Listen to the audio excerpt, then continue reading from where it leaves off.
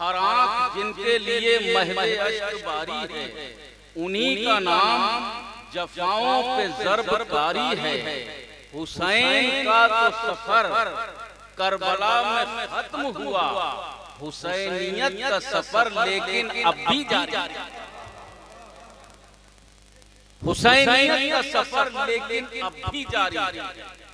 حضور مخدوم شاہ صاحب کی بارگاہ میں حاضر ہیں، چاہے وہ محمد شاہ صاحب کا آستانہ ہو، ہمارے وسیمیہ کی محنتیں ہوں، تحفظ سنیت کانفرنس کا انعقاد ہو، مدرسے میں دستار بندی کی جلوہ گری ہو، بچوں کی تعلیم اور تربیت کا مسئلہ ہو، اہل اسلام اور امت محمد رسول اللہ کا ایک جگہ جمع ہونا ہو، افہام و تفہیم کی بات ہو، خیالات اور تفکرات میں پاکیزگی ہو، زبان میں سلاست حلاوت اور مٹھاس ہو، زندگی کا اچھا طریقہ ہو، اسلامی شعور اور اسلامی نظام کے ساتھ زندہ رہنے کی تعلیم دینے کا جذبہ ہو، یہ سب کچھ حسینیت کا سفر ہے جو آج تک جاری ہے اور صبح قیامت تک جاری ہے۔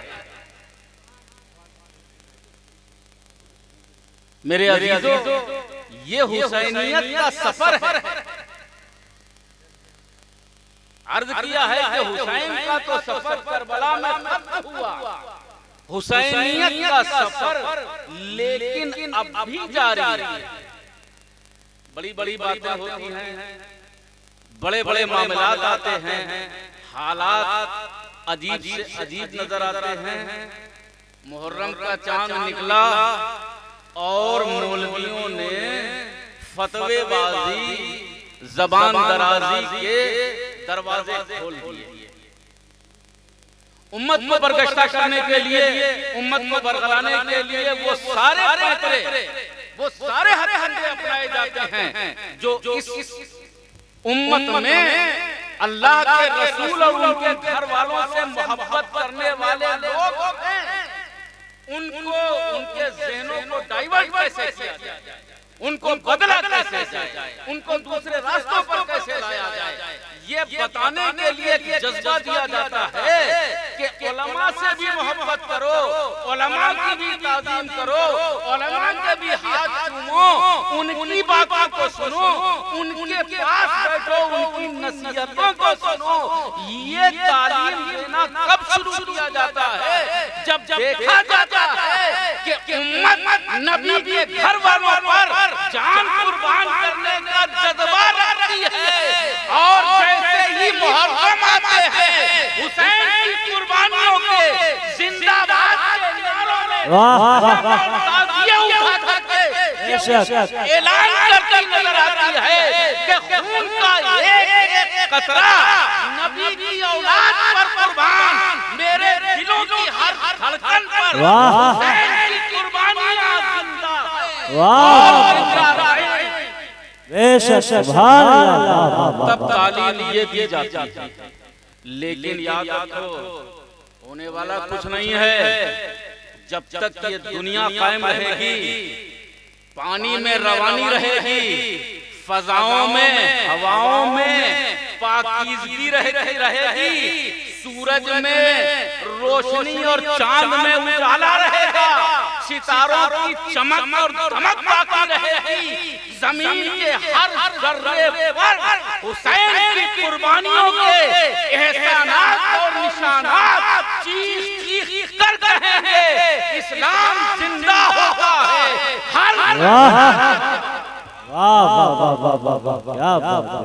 کوئی نہیں مٹا پائے۔ یہ خانقاہیں ہیں جو نظام بنا کر چلتی ہے۔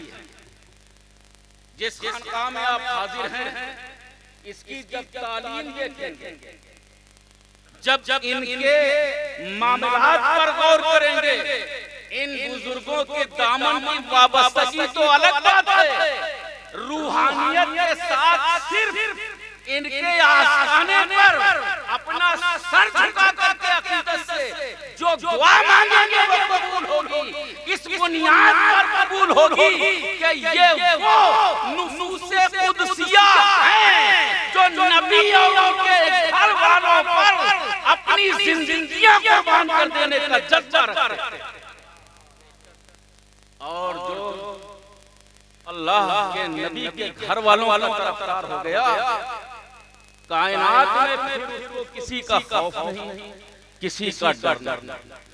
میں ایک بڑی مضبوط بات بتاؤں آپ کو. میں عراق پہنچا، کربلا میں حاضری ہوئی، ہوٹل پہ کسی طرح سے سامان رکھا، بہت شدت کی دھوپ تھی. اگرچہ میں ایران کا سفر کر کے آیا تھا، ایران ٹھنڈا ملک ہے.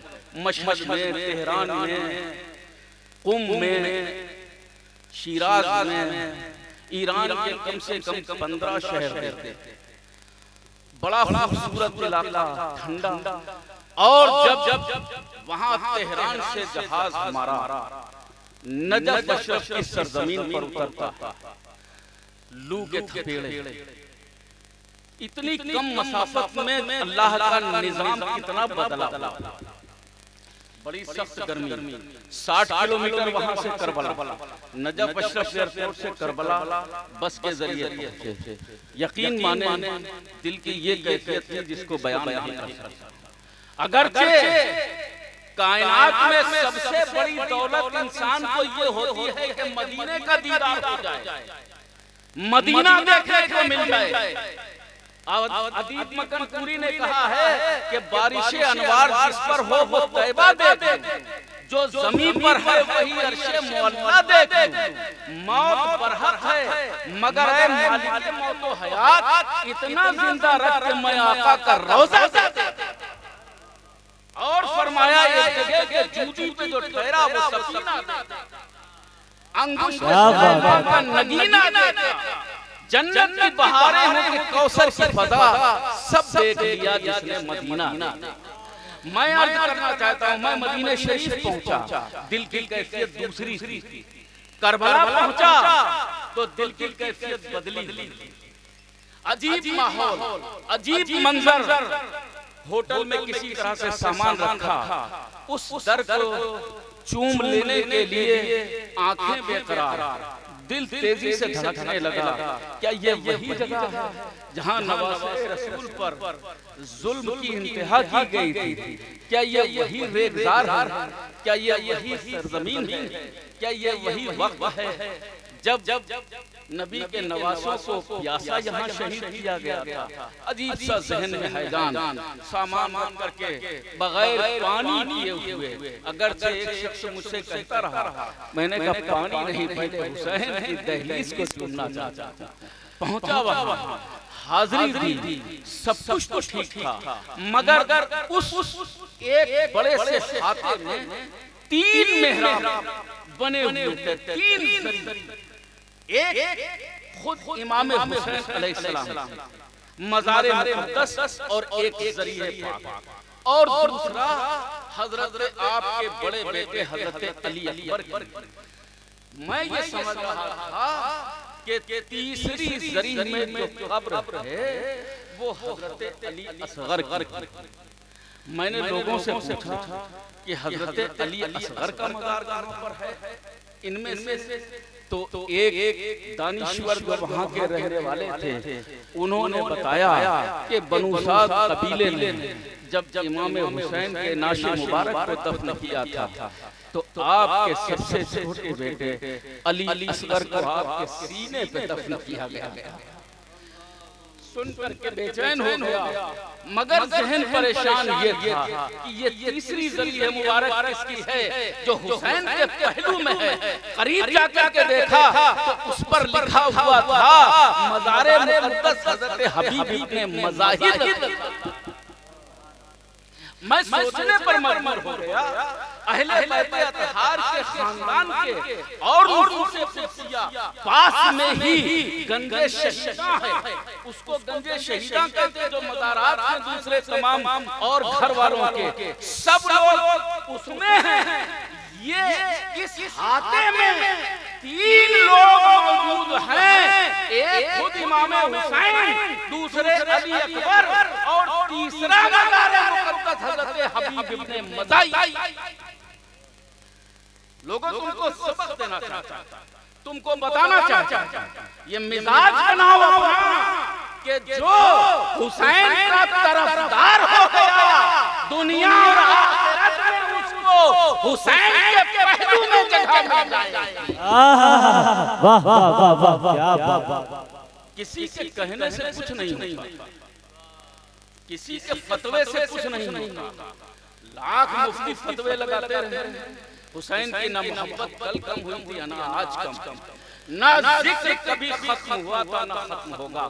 جس دن یہ امت نبی کے نواسے سے ذکر سے منہ موڑ لے گی, خدا کی قسم ہر دل میں کفر اور شرک کی جلوہ گری ہوگی, نور مصطفیٰ سمیٹ لیا جائے گا, انسانیت سسک کر کے دم توڑ دے گی. کائنات میں اتنا برا وقت صبح قیامت تک کبھی نہیں آئے گا, چاہے جتنے بڑے بڑے مفتی اور مولوی فتوے کیا کچھ بھی لگاتے رہے, لیکن مصطفیٰ کی امت کے دلوں سے حسین کی محبت کوئی نہیں ختم کر پائے گا. واہ واہ واہ بے شک کیا بات. تاریخ میں لکھا ہوا ہے ایک مرتبہ رسول پاک صلی اللہ علیہ وسلم تشریف لے جا رہے تھے, صحابہ اکرام آپ کے ساتھ تھے. اللہ نبی نے دیکھا کچھ بچے کھیل رہے ہیں, ان میں سے ایک بچے کو اپنے پاس بلایا اور اس کی پیشانی کو بوسہ دیا. ایک بچے کو اپنے پاس بلایا اور اس کا ماتھا چوم لیا. کونین کے مختار نے, اللہ کے نبی نے ایک بچے کی پیشانی کو بوسہ دیا. ظاہر سی بات ہے کئی بچے کھیل رہے تھے, صحابہ اکرام نے پوچھا یا رسول اللہ اس بچے کی پیشانی چومنے کا کیا مقصد؟ اور بھی بچے تھے, ان کو نہ آپ نے بلایا نہ ان کو بوسہ دیا نہ ان کو آپ نے سر پہ ہاتھ پھیرا. اللہ نبی فرماتے ہیں اے لوگوں تم نہیں جانتے تھے, ان کا نام حبیب ابن مظاہر ہے. کل جب میرے نواسے حسین پر برا وقت آئے گا تو یہ اپنی دوستی کا حق ادا کرنے کے لیے میرے لاڈلے پر اپنی جان کو قربان کر دیں. اللہ کے نبی نے اس وقت فرما دیا, بوسہ دیا. ساری دنیا جانتی ہے امام حسین علیہ السلام نے اپنی مدد کے لیے کسی سے کوئی بات نہیں کہی, لیکن جب وقت دیکھا تو ایک خط لکھا صرف اپنے دوست حبیب ابن مظاہر. حبیب ابن مظاہر حسین پاک کے ان دوستوں میں تھے جو ایک دوسرے سے بے تکلف بھی تھے, محبت بھی فرماتے تھے. حضرت حبیب ابن مظاہر کو جیسے ہی وہ خط ملا, آپ ایک حاشا گھوڑے پر سوار ہو کر کے اور کربلا میں میدان کارزار میں پہنچ جاتے ہیں. عزیزوں اتنی ہمت نہیں تھی, اتنی طاقت نہیں تھی, بڑھاپے نے آپ کے جسم کو غموں سے نڈھال چور کر کے رکھ دیا تھا, مگر امام حسین کی آواز پر گھر والوں کو چھوڑا, عزیز و اقارب کو چھوڑا, بال بچوں کی پرواہ نہیں کی, اپنی ضعیفی کی پرواہ نہ کی, اپنی کمزوری کی پرواہ نہیں, ساری کائنات کو حسین پر لٹانے کے لیے میدان کارزار میں حبیب ابن مظاہر پہنچ جاتے ہیں اور شہادت کا جام پیتے ہیں. اس کے بعد ان کو اتنا بڑا اعزاز اور انعام ملتا ہے کہ جس جگہ پر آپ کے بیٹے علی اکبر کا مزار ہے وہیں پر تیسری ذریعہ حبیب ابن مظاہر.